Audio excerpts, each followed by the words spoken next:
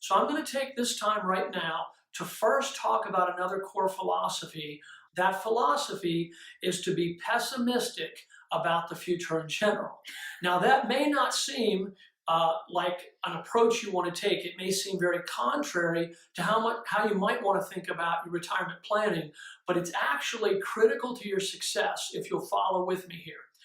By being pessimistic about the future in general, it enables you to be extremely optimistic about your own personal financial security. Here's what I mean.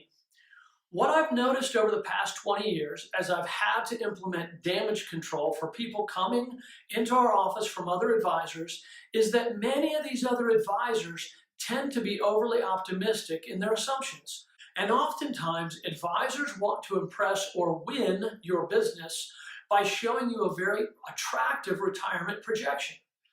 The thinking is this: are you going to hire an advisor whose plan shows you barely making it financially, or one whose plan shows you having far more money than you'll ever need? Unfortunately, many people are attracted to the latter because they assume that advisor must be better.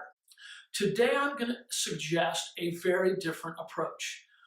What we want to do when we create a plan is to underestimate every variable that will work in your favor and overestimate every variable that will work against you.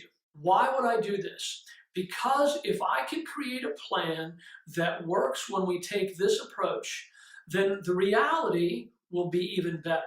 But if we're overly optimistic, we increase the odds of the plan not working. And then 20 years from now, if the plan doesn't work, what's going to be your consolation then? There are a number of sayings that I like and I repeat a lot.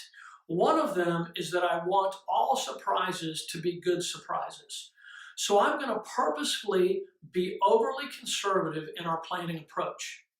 I also happen to work with a lot of engineers, and the way I explain this to them is this: my job is to stress your plan as much as possible to ensure that it won't break when and if things get messy down the road.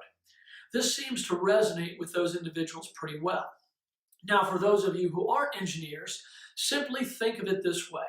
It's like wearing a belt and suspenders at the same time.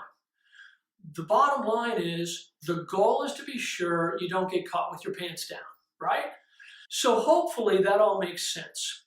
Developing a plan that assumes there will be significant headwinds will always allow you to have a much higher degree of confidence regarding the long-term success and outcome of your plan.